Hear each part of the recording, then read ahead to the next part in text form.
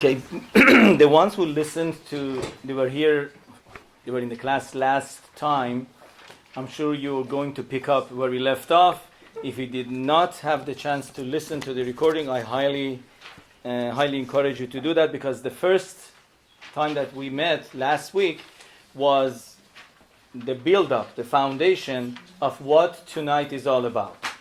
It was about the importance of shalom, so we're not going to go ahead and talk anything about last week, but I highly recommend that you would listen to that. I did get a lot of kind feedback from people who attended, and I think it was Siyata Dishmaya Kodesh Baruch who helped that the class came out to be useful for many people.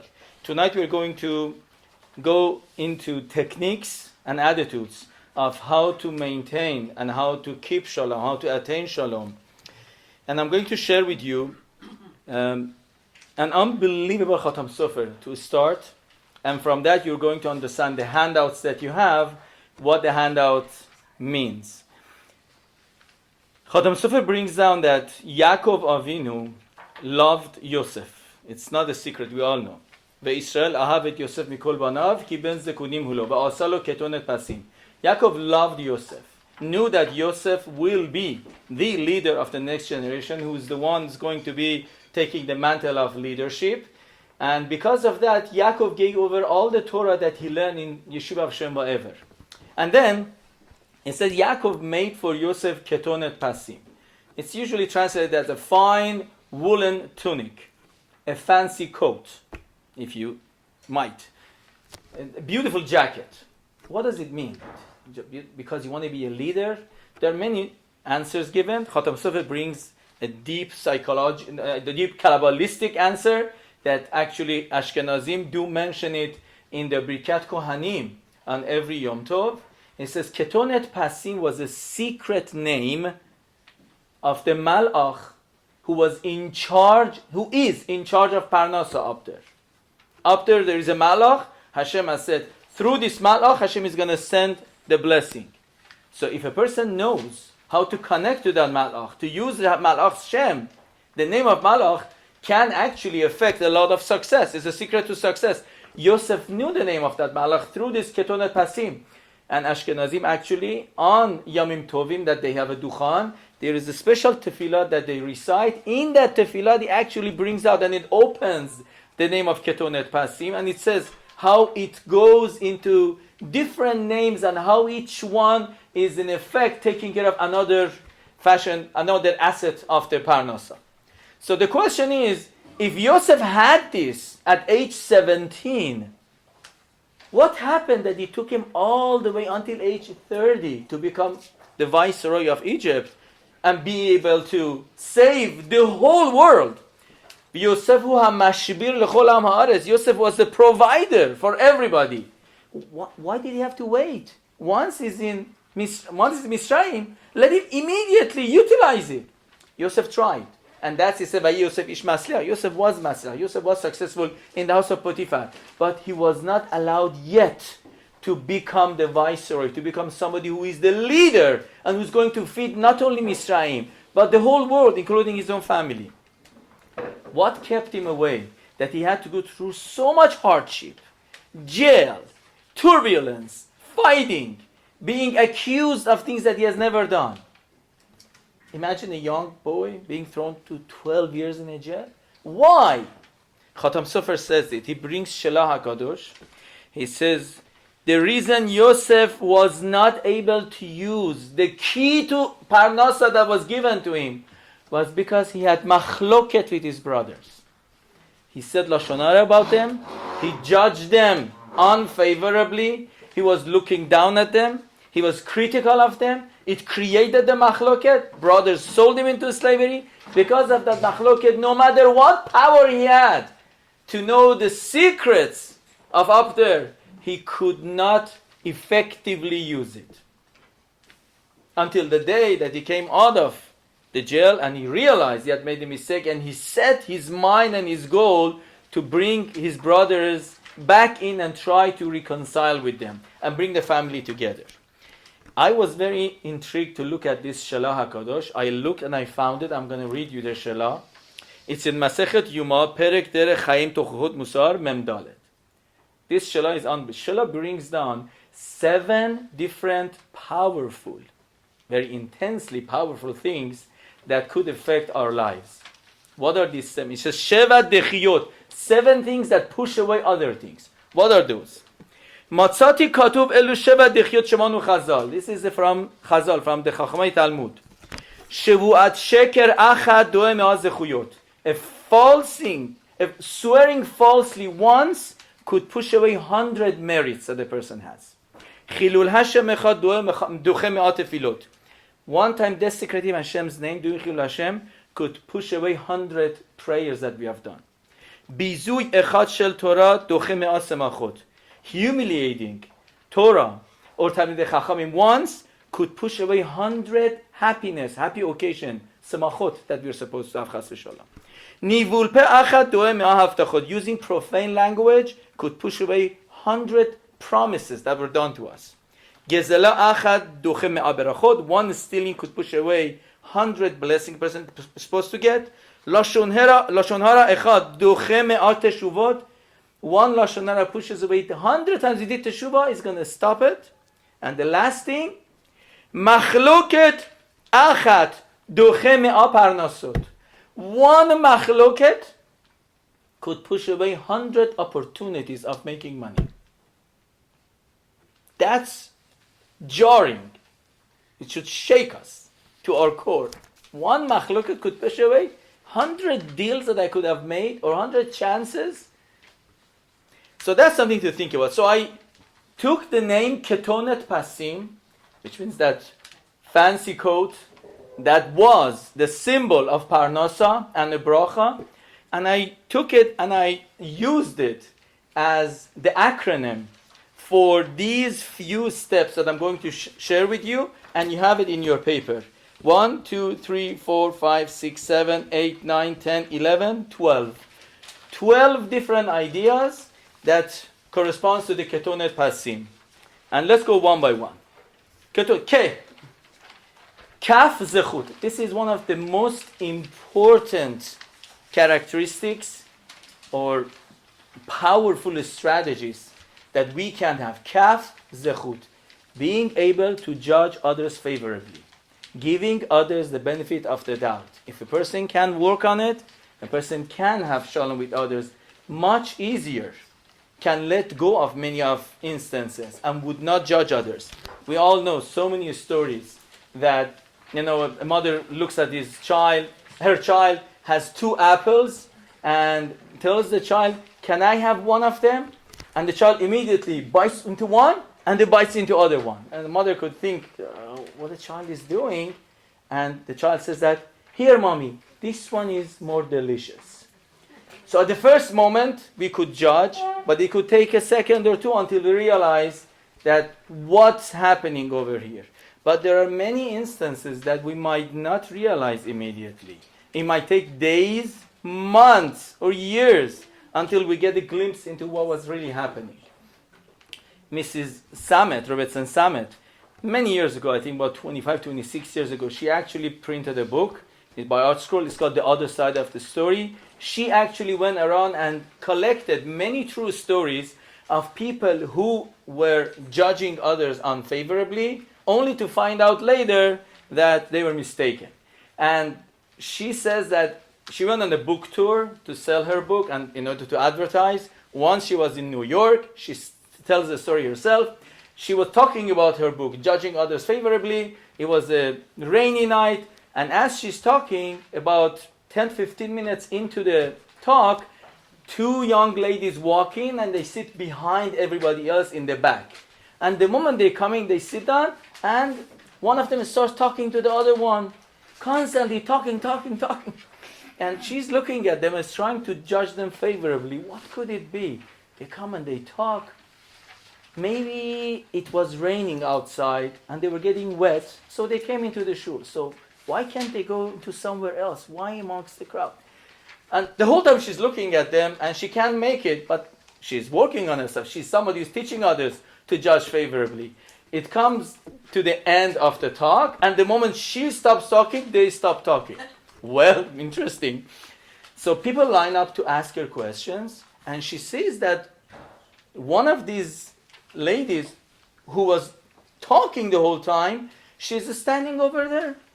Okay? At the end of the line, when it comes to her turn, she looks at her and says that, how can I help you? She said, it was such a beautiful talk.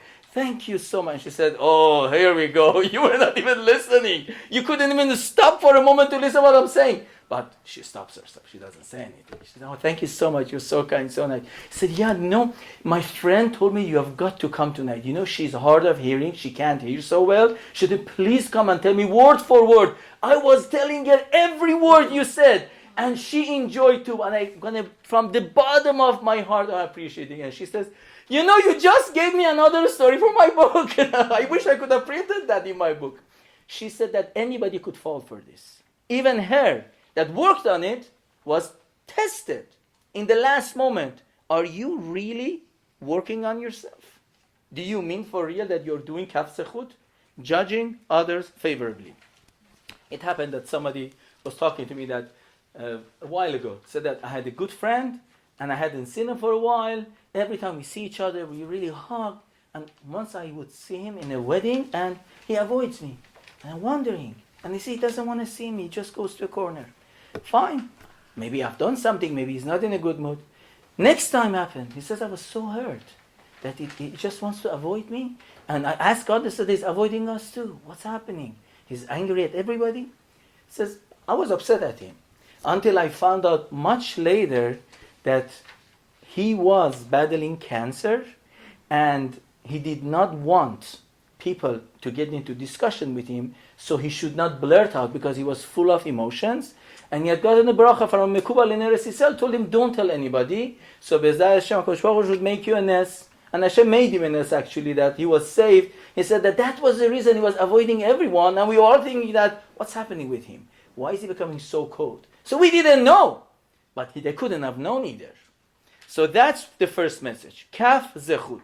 This is something to really work on. If you want to read the book, the other side of the story, there are many other books available too, but it's a fantastic book, and there are many more examples. Second and third, these two are actually deep psychological concepts that many of you know. Just I'm going to remind you. And I appreciate my wife told me that definitely include those. E and T. E is for emotional background. When we have issues with others, we need to be aware of the fact that there could be a lot of emotional baggage that either I or the other person is carrying, or anybody else that could be involved. We all have emotional baggages. That what's happening in our family? Something is happening between that person and their husband, or between that person and their wife, between that person and their kids, or their business, or whatever else they are going through. We are not aware. We do not know. Take into consideration that we do not know emotionally what they are going through. Most people aren't evil. They are rather wounded, or they are going through a trouble or a challenge.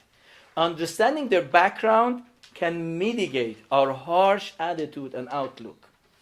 It wouldn't be so easy to immediately think that I know what the person is doing. I know what they're doing. They are selfish. They are inconsiderate. They think they're big shot. Another point to pay attention is that we have mothers here, many mothers over here. Something important to know is the attachment style. The very famous word that they use in psychology about attachment-based theory. Attachment is the way a child attaches to the mother in the very first stages of life, especially between the ages of 0 to 2, or maybe even 3, 4. And through that prism, through that outlook, the child is going to look at the world for the rest of their life. I need to know what was my attachment style that shaped me, formed me, the way I deal with others, the way I treat others, the way I handle others, the way I look at life. And the same thing goes for others. I do not know what was their attachment. I wasn't there when the person was growing up. How can I go ahead and say that I know that this person is selfish? I don't know their background. Being aware of our emotional background and also taking into consideration that I do not know their emotional background. Third one, Tea is actually part of this emotional background, but by itself is a huge thing, so I made it a whole heading by itself, which is trauma. Trauma, either our trauma or other people's trauma, plays an integral part in the way we react to life. Right now, I know somebody who is not able to sleep at night. Why? Because just hearing the news that what's happening in Ukraine is startling them. Why? Because they were in Iran when Saddam Hussein was rocketing, was shelling Tehran and other places, and just one video of Ukraine is enough for them to be transported back to those horrific sounds of bomb and shelter and people and carnage and mayhem. And they're thinking about it. You live in US, you're not in Ukraine. But just the idea, thinking about it, I associate war with blood, with unsafety, with the fact that I might lose a loved one or I might die. That's a trauma. So this person under that duress, thinking and hearing what the news is happening around, even though it's nothing to do maybe with them beside the gas pump, they have to pay more for their car to be filled up. This person is living the war because of their own trauma. It happens to all of us. We all do have traumas that has happened, small or big. And we are supposed, Hashem wants us to work on our trauma. Hashem wants us to be aware of the trauma. Be nice to yourself and be nice to others, knowing that many times the reaction you see could be because of a trauma. I had an incident that somebody was having issues actually with a friend and couldn't get over herself. This friend is like that. And when we try to work deeper, and they were honest, it takes a lot of integrity, honesty to become vulnerable and allow yourself to go deep into your own psyche. She was able to figure out that the reason she hates this person is none other than this person reminds this lady of her older sister, that they have a baggage. She is traumatized by the older sister. When they were growing up, the older sister was nasty towards her. And still, even nowadays, they have their own skirmishes and their own fights and quarrels. But this friend reminds her of her older sister. That's a trauma. I know of somebody actually, this goes back a number of years ago, a young rabbi who was telling me that I have issues with my son. Why do I have issues with my son? He looks like my uncle. And my uncle was such a nasty person. He didn't do anything and he was constantly borrowing money from others and he was a drunkard. And just looking at his son, what can his son do? He has your genes. It's your genes. But this is a trauma. He had a lot of shame, and because of that shame, now emotionally, he was already predisposed that my son is not a good person. And so I need to work on myself because my son is picking up that daddy doesn't love me. Next letter, O. Offer the children what you give the father. Offer the children what you give the father. What do I mean by that? Somebody once said a very funny joke. He said, I love Hashem.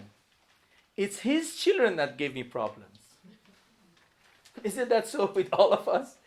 If we claim we love Hashem, we're close to Hashem, we want to have a relationship with Hashem, how can we come and tell Hashem that I don't like your kids? There's something wrong with your kids. How could we come across to Hashem that we are looking down at your kids? Despite their mistakes, still their Father in heaven loves them.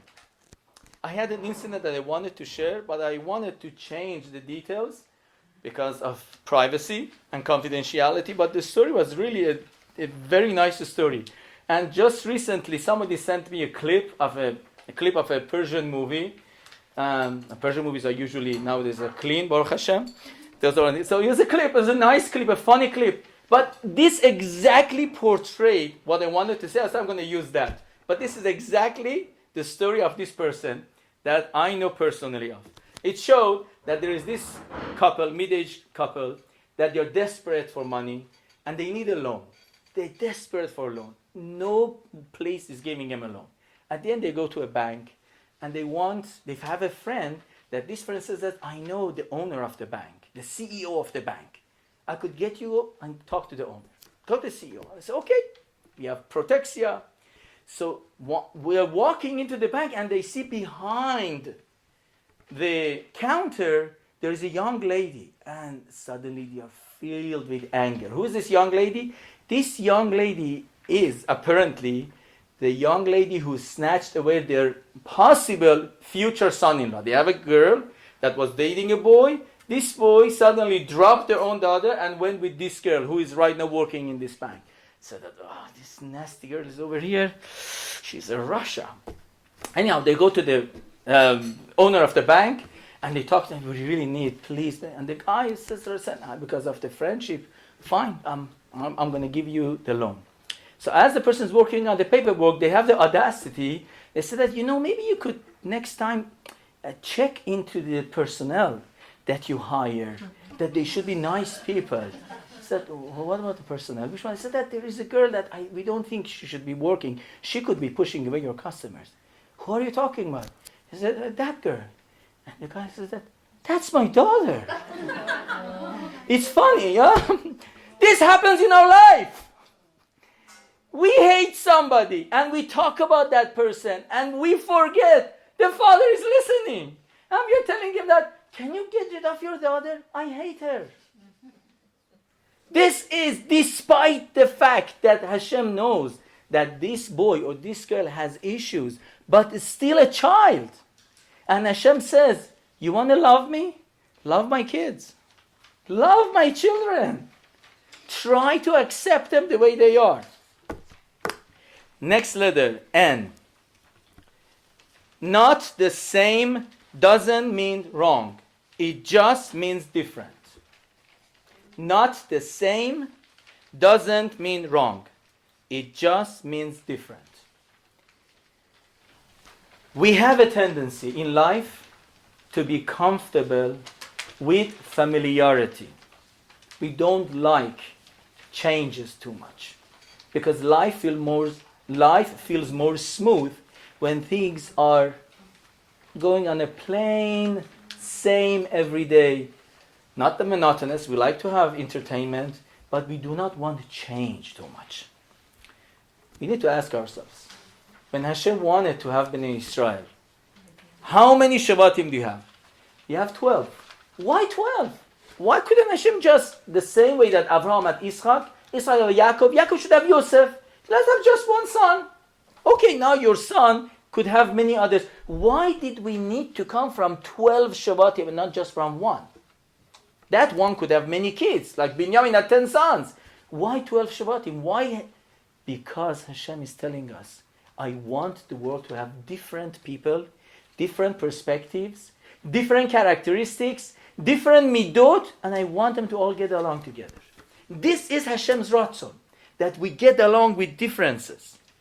We need to work on ourselves to accept differences. HaKadosh Baruch Hu even opened up the sea, Kiryat Yamsuf, with 12 different tunnels. So next time you see somebody is acting something that's different from you, rather than saying that the person is wrong, maybe they're different. A video by Chafetz Chaim Heritage Foundation was just sent out that many people were forwarding it to each other. It showed, for example, a bugaboo stroller. Said, what do you think it is? A necessity? Or this is extravagant? Is this too much money? Or is it a show-off? It all depends. Maybe somebody loves it. Maybe somebody is comfortable with it. Because maybe I can't afford it or I don't want to spend that much money. I would look down at somebody having such a thing. Or wearing masks. We went through the upheaval past 2 years. Wearing masks. Some people, you should wear a mask. You shouldn't wear a mask. It's all a conspiracy. Getting vaccinated, not getting vaccinated. So much judgment, so much fight. People could be different. Somebody could be still comfortable wearing masks for another few months. If you see them in the shul looking at them, are you out of your mind? No, they're not out of their mind. Even if they think that you are out of your mind, they're making mistake too. Nobody's out of their mind. I was thinking to myself, actually, it was last year. I was thinking that the nursing home that my father is in, I would go always to visit him. they suddenly said, you're not allowed to come in, and he has to wear a mask. My father didn't want it. He's 85-year-old. And you have to put it on. And I thought that they are so harsh. They're so cruel to him. Until he got COVID, and he was taken to hospital when his oxygen level fell below 85, and the doctor told me that, God forbid, your father might die in 6 days.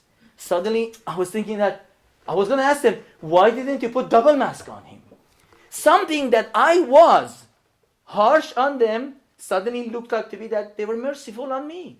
I wanted my father to live. So, different doesn't mean wrong.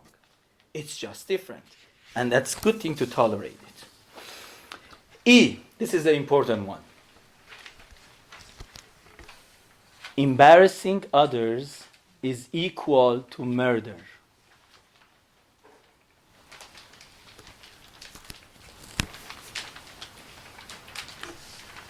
If we embarrass somebody else because they come uninvited to a gathering, to a party, we have a famous story that happened in our history, and that was the story of Kamsa Bar Kamsa. Somebody came uninvited, and he was kicked out, and the Gemara says because of that, we ended up in the Khurban Beit HaMikdash. Our temple was destroyed. Somebody was kicked out. So how could it be that because we don't click with somebody, that person could be chutzpah, could be needy, could be cheap, could be whatever, but for me to embarrass them or talk about it to others? We don't. They could be mistaken. I could understand, maybe they have a trauma of abandonment and they have a FOMO, fear of missing out nowadays. FOMO. People, FOMO. If there is a party, if there is a gathering, I have to be there. She's not part of our group. We didn't invite her. She pushes herself in. Fine. Maybe it's not the right thing to do. You don't do that. But if the person is doing, figure out a way that's not embarrassing, that doesn't include Lashon Hara, and let it go. Because we don't want to push away the brachot and the parnasa that we have just because we don't click with somebody or just looking at them bothers us. Maybe it's an opportunity for me to look to see, whom does she remind me of? Did I have someone like that in my life? Does she remind me of myself that in some areas maybe I'm pushing myself into places that I don't belong? That takes honesty. We might shame others many times because we were shamed. We might actually reject us because we experience rejection. And sometimes we are doing subconscious revenge. Another thing about E that's worth mentioning is that express your feelings and hurt. There are many times that we have issues with somebody and we are keeping it inside. If you can get over it, fine. If you have a rabbi, a therapist that you speak to and you could get it off your chest, if you can't, or if after that you see still something is bothering you, rather than resorting to Lashon Hara, rather than going and trying to put down that person, find a chance to talk to them and tell them. And use what we say, the I message. I message is to start the sentence with I rather than you. I'm saying that you hurt me, you are this, you are that, said that. I felt hurt when you did such and such. I was embarrassed. I felt uncomfortable. To me, it seems to be like this. Talk about yourself and your own feelings. Let the person know. It does many wonderful things. One thing is that the person finds out, maybe sometimes they don't have a clue. If they find out, they might come and tell you that, I'm so sorry. I didn't know I hurt you. Maybe. Or they could say, let me think about it. Or they could say, that's fine. That's your perspective. At least like this, when you share that you're hurt, you are not transgressing anymore the mitzvah of lo tisna et achicha bilvavecha. Torah says, do not hate your brother in your heart. In your heart is the mitzvah. If you hate somebody, but you go and tell them that I hate you, you might be doing something else that's not good, but at least you are not doing the avera of lo tisna et achicha bilvavecha. If I hate somebody and I keep it in my heart and they have no clue, this is lo tisna et achicha. I need to work on it. But if I couldn't work on it, at least I tell them that you have done something to me. I was so hurt by something that you said. It's paining me. It's important. When you do that, you're not over lo tisna. And the person has a chance to rectify, or at least you get it off your chest. Letter T is actually an acronym by itself The acronym is think. These 5 ideas or techniques can help us, hopefully, to avoid Lashon Hara. We want to share. We are social people. Especially, we have ladies here. Ladies love to talk. Gemara says that Asara kabin sicha yarda leolam tish'a natlu nashim. That 10 measures of talking Hashem brought down to the world, 9 of them, ladies grasp it. They say, give it to us. What does it mean? Sicha is the word also is used for when Yitzchak Avinu vayetze Yitzchak lasuach basade. Sicha is one of the 10 languages that you use for tefillah. Means ladies connect through talking. The famous book, Men are from Mars, Women are from Venus, In-laws from Heaven. I'm sure you have read the book. That book actually talks about that ladies connect through talking. But men are not like that. So if ladies have such a tendency to talk, they need to be the ones who actually learn the halakha of Lashon Hara, what's mutar to say, what's asur to say, more than anybody else.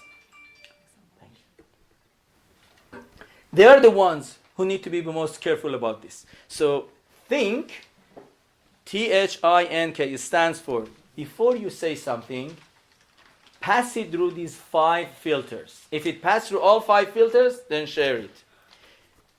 T, is it true? Is it really true? Sometimes we hear something from others. It's a hearsay. Nobody knows the veracity of it. Where did you get that info from? I know. How do you know? I heard it from my cousin, who heard it from their neighbor, who while they were doing shopping at Eilat Market, heard it from a person in front that was talking on the phone with somebody. And they said it. It must be true. We hear things from a 3rd, 4th, 5th, 6th source. Even if you heard it from the first source, maybe they are exaggerating, maybe they are misunderstood. I need to know for sure, is it true? Is it true? That's the first thing. Second, even if it's true, is it helpful? H is for helpful, H is for helpful. Is it helpful for me to say such a thing? Does it help? Will it help? We call it constructive. Am I allowed to share this constructive Lashon Hara? Can I say that? I is for inspiring. Will it inspire others to do something right? I can see a 10-year-old boy, chas v'shalom, a Jewish boy from a good family. I see the child is walking into McDonald's, God forbid, and is buying something non-kosher. What can I do? Okay, I'm going to pick up the phone and call the father and mother. You should know your child, unfortunately, is buying something. But if I know, or if I suspect that maybe the parents are angry people, or they do not know about chinuch, and they might take the child and really abuse the child and beat the child up, it's also for me to say. It's not inspiring the father or mother to do something right. They're going to do an avera. They might make the child actually hate religion. So I shouldn't be saying it. Maybe I should talk to the Rabbi. I should talk to the Rabbi. Maybe These things. The what? Maybe he wanted to use the restroom. That's beautiful. You're doing kaf zechut from the beginning that we said. You said he went inside, he came out with a sandwich in his hand and he's eating on it. So there's no, he bought it for one of the workers. So we know for sure that he's eating that, unfortunate.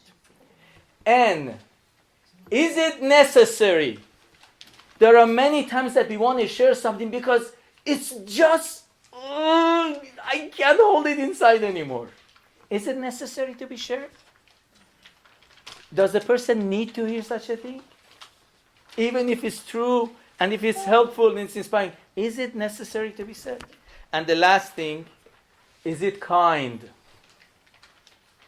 We can share an info, but that could be all 4, but you might not say it in a kind way.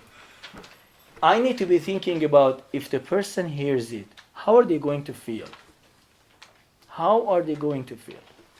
The famous adage that said, people forget what you said, people forget what you did to them, but people never forget how you make them feel.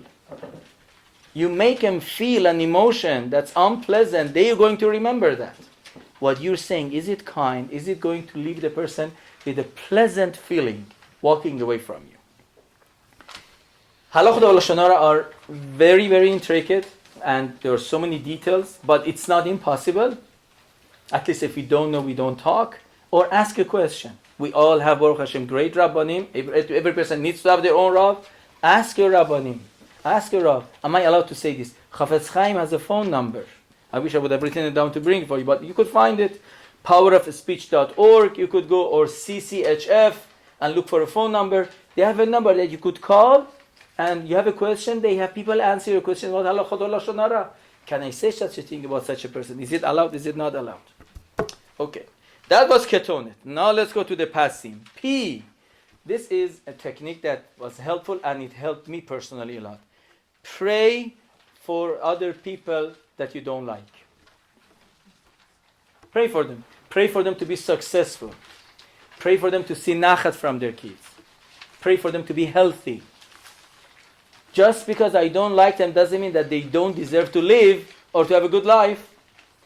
This technique actually can help us that our emotions will change over time, hopefully.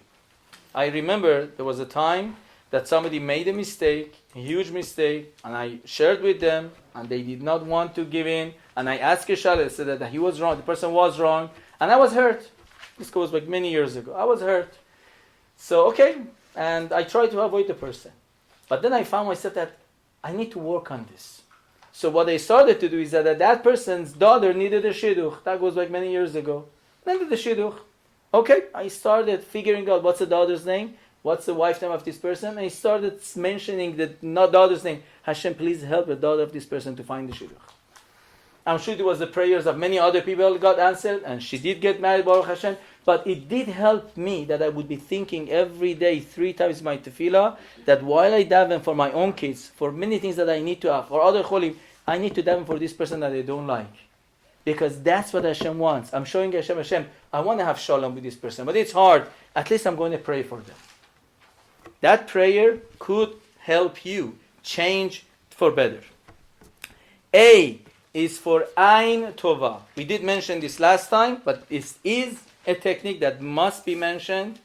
Having Ain Tova for others means that we need to ask ourselves, when we hear about other people's success, do we get happy?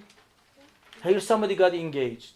When we say Mazal Tov, do we really mean it, or are we thinking that she doesn't deserve to be engaged? I'm much better, I have a better daughter than her. Or we hear somebody bought a house, bought a car, has a new job. They have been successful. They went somewhere. Oh, for winter vacation, this person went to Dubai, went to Hawaii, went to Cancun, went to Africa, went to moon. When we hear that, what? And we stayed home. And we stayed home. Do we feel like, how come? Why? What? Be happy for them when you hear that. Nusha Juneshun. I'm so happy for them. Try to work on that. Try to have Ain Tova. It's so important. Anything good you hear from others, have Ain Tova. And it's brought down that this is actually one of the 4 important, powerful elements that can save us from Ain Hara. That save us from Ain Hara. If we have Ain Tova, it saves us from Ain Hara. Because I give Ain Tova to others, people must be giving me Ain Tova. If you give Ain Hara, it's not going to work. It's a great segula. Okay, we got to S. What does S stand for? This we also pointed out last time, but we're going to go more, and I'm going to share with you a story, unbelievable story from the Gemara. S is for sacrifice your ego. I didn't say sacrifice yourself. Sacrifice the ego. The ego, but not the safety or a reasonable self-respect. As I mentioned last time, in 3 areas we do not sacrifice. If there is abuse, if there is addiction, if there is affair, we're not going to tell somebody just stay there, it's good. You went in with white gown and you should come out with a white tachrichim. No, we don't say that. If there are anything that's abusive, you talk and you get out. And you get help. But there are many times that's not the case. That our ego, our pride is being hurt. And we cannot let go in a fight. Sacrifice it. Anyone can fall into the trap of self-magnification. Anybody can fall into it. Feeling that I'm more important than others. I'm entitled to more respect. We all could fall for it. Believe me, bigger people than us have fallen for this. And a story, which is an amazing story from Gemara Tanit, Daf Chaf Amud Bet, that I'm going to share with you, is an unreal story. There are so many mefarshim on this, and this story has so much depth. But let's just take it for what the story is, and you hear how beautiful it is. There is a story that Rabbi Shimon ben Elazar, he was a Tana. Tana means he was called Rabbi Yehuda Anasi, Rabbi Meir, Rabbi Shimon Bar Yochai. He was in that level. He went to his yeshiva of his Rav, of his Rabbi, his teacher, and learned for a long time. Now he was supposed to come back to his own city. He was just driving back on a donkey, coming back home. He was euphoric, he was happy.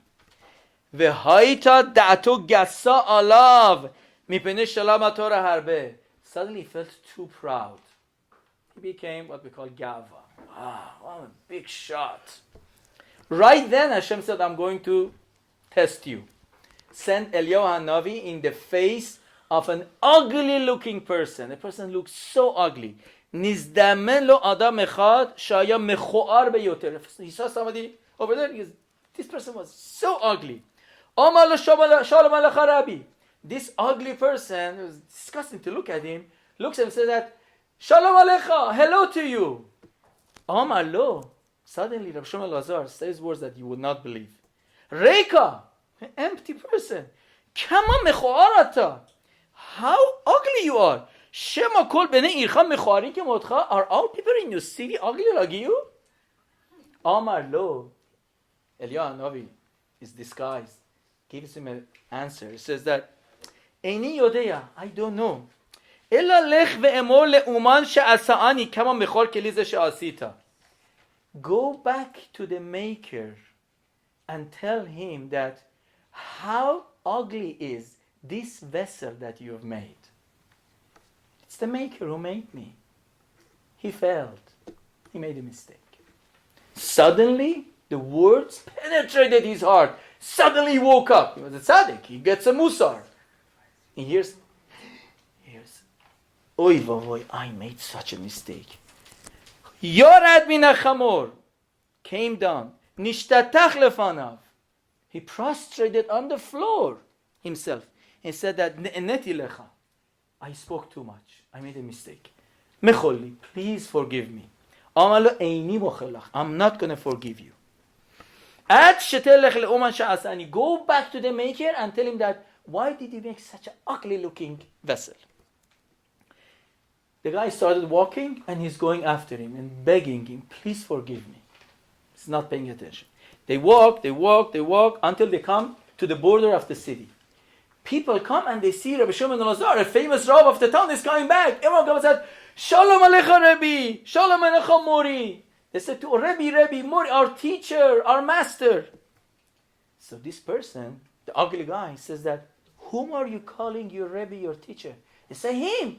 He says, Imze Rabbi, al irbu kemuta Israel. If this is a Rav, we should never have people like him among the Jews. What happened? He says, this is how he treated me. They get shocked. They said, okay, but he's a Rav. Please. Mechollo, she'adam gadol betorahu. Amar lahem, bishvilchem anri mochel. Because of you, I'm going to mochel. Ubilvat shelo yeragil agasoken. He promised he will never do such a thing anymore. It's unreal. It's an unreal Gemara. And we put it in the Gemara. We are not like other religion that all the teachers are saints. They never did any chad. No, we talk. This is a Rav who made a mistake. Heinous crime. And how he got his lesson. And how he went ahead and he said, please forgive me. He begged forgiveness. What do we see over here? There are so many lessons to be learned. But one thing is for sure. Pride is one of the main reasons that we look condescending upon others. We look down at others. We feel we are better than others. And we all have it. If not better than this person, better than that person. I know better, I'm more beautiful, I'm better good looking, I have more money, I have better position, I'm more educated, I have a better house, I have a better family, I have a better husband, I have a better kid. Something I'm better than them. I speak better than them. That pride could cause the shalom to be sliced in the middle. Because that attitude, people pick up, people understand. If we have such attitudes, they understand. They are not fools. They understand that we're looking down at them. So sacrifice the ego. Okay, I. We have two letters left. I stands for this. This is a sentence that it's good to remember. I too have shortcomings. I also have shortcomings. We have shortcomings ourselves. How does it help us? The same way that we want others to accept us, not to look down upon us, not to push us away, not to reject us. The same is about them. So I know that I have issues. I know I have shortcomings. I know I have faults. And I hope people are not going to understand, point it out to me, not going to make a big deal about it. I'm going to talk about it. And here lies actually the famous pasuk from the Torah, which Rabbi Akiva says, Ze kelal gadol b'Torah, ve'ahavta lere'acha kamocha. Look at the sentence. It could have just ve'ahavta Hashem. We say ve'ahavta Hashem Elokecha. Love Hashem. It doesn't say ve'ahavta lere'acha only. Love your fellow. It says kamocha, like yourself. Remember, kamocha, like yourself. You also have issues. And actually, Rav Shimon Shua brings down a beautiful, beautiful chidush. It's also said by some other achronim. He says, why do we use the word re'acha over here? We have many words in Hebrew that could mean your fellow, your friend. Ve'ahavta lechavercha kamocha, your friend. Ve'ahavta la'amitecha, your fellow. Ve'ahavta leshechenecha, your neighbor. There are so many other words. Why re'acha? You might say that what's wrong with re'acha? Because the shoresh, the source, the two letters that are the root of the word re'acha is raya. That comes from the word ra, bad. It means that my friend is bad. What's bad about him? He says, you don't understand what does the word re'acha means really? Go for the first time in the Torah, the word raya is mentioned. Where do we find it? It's mentioned when Yehuda made a huge, he think he had a mistake. He had a relationship with his, so to speak, his daughter-in-law who was sitting, waiting for his son to get married to with Tamar. And later, he promised, I'm going to send a goat as a payment. He comes back, he's embarrassed. He's so embarrassed. He says, how did I do this? What got into me? Why did I do such a thing? My wife died, I was upset. And then Hashem wanted it this way. Mashiach was supposed to come, and there was many, many Kabbalistic reasons. At that time, his Torah was not given. He was actually somebody who could have been a Yavam. He was a Yavam, he did Yibum. But to him, he felt very embarrassed. Very, very embarrassed of what he has done. So what does he do? He doesn't want to go ahead and get a goat and run around and say that, where is this lady who was a harlot sitting around here? He doesn't want to do that. Whom can you give this goat to as a shaliach? Says only and only you could give it to somebody who is so close to you, who is so loving to you, who is so accepting to you, that's not going to judge you. That friend is called what in the Torah? Vayiten beyad re'ehu ha'adulami. This is the first time in the Torah we have the word re'ehu as a friend. Reya, friend, is somebody who knows your ra', who knows your bad point and still is your friend. He says it's okay. We all have shortcomings. It doesn't mean because something is wrong with you, I'm going to throw you away. That's a real friend. He says, "Ve'afta le'acha kamocha." Love others, even though they have bad points. Try to be close to them. Try to accept them. Try to tolerate them. Try to do whatever you can. But understand that this is how Hashem created the world to be. That we have these challenges. If next time you go under the chuppah, or you have a Shabbat barachot, pay attention. One of the 7 barachot we say for Chatam V'Kala is Sameach Tesamach Re'im Ahavim. You should be happy together. Re'im Ahuvim. Friends that love each other. Why do you use the word Re'im over there? And they just got married. They love each other. Say Zugim or Zugot Ha'ahuvot. Say so many other words for a couple. Why you use such a word? Re'im ha'ahuvavim. Kesammechacha yetzirecha beganeden mikedem. You know why you guys are going to accept each other because you're going to treat each other as if you're back in Gan Eden. Adam and Chava, when they were together, there was nobody else to go ahead and compare to. Nobody. And that's why whatever this person has, I accept. This is my shidduch. This is my bashert. I'm not going to question that maybe somebody else. That's how, that's how you should be looking at each other. Even though you find ra in each other, but you know that this is my bashert. You're not going to get disgusted or to push this person away. Last one is M is for ma'amin. Being a ma'amin, having faith, having emunah is one of the most important ingredients for keeping the shalom. Why? Because if I don't have emunah, when people tell me something or do something to me, I get upset at them, and all my fury and anger is completely focused on this person. He or she is the source of my pain. In the words of Chovat HaLevavot, no one can hurt or help me unless Hashem decreed so. No one. Nobody has the power, neither to help, neither to hurt. Hashem wants to send them as a shaliach. They're just a messenger. Imagine, you go by the door and suddenly you open the door, there's a knock on the door. You open, who's there? And you see the mailman gives you the mail. And you see inside the mail there is, somebody has sued you. And they're asking you to come to the court. And you attack the mailman. How dare you bring this to me? I'm going to punch you in the face. He's a mailman. He's just delivering a message to you. I'm nobody. When somebody does something to us, they're just a messenger. Somebody said up there, go ahead and deliver this message. They are just a messenger.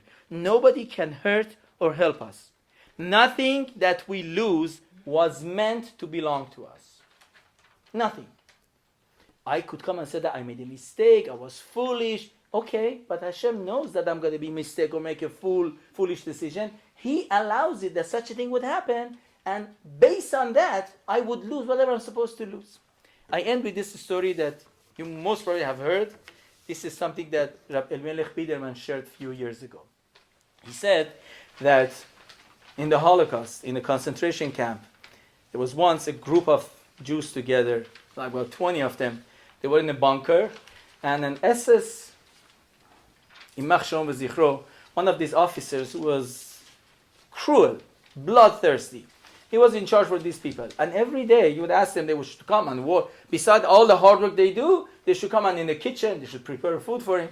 And when he comes to sit down and eat his food, after he finishes, they're supposed to be all standing against the wall while he's eating and not move and not say, and just he wanted them to suffer seeing that he's eating and they had just had a very meager ration of food. And when he finished, this was his custom as a dessert, as entertainment. He would take the list of the names of these 20 people. He would just go by random, like a lottery, put his finger on one name and call the name out. For example, Abraham. And the person would have to step up, step out. He takes his gun. He said that, you're not going to make it tonight. Your friends will leave. Kills him on the spot. This happened second night, third night, fourth night. After a week, 7 of them are gone, 13 are left. And they know this is the same story is going to happen again. But what can they do? The moment they move, they're all going to die. They have no choice. They're hoping it should not be the person. So they're standing on rows, 2 rows. He comes and he calls Isaac. Isaac is in the back, and in front there is a Rabbi Yaakov.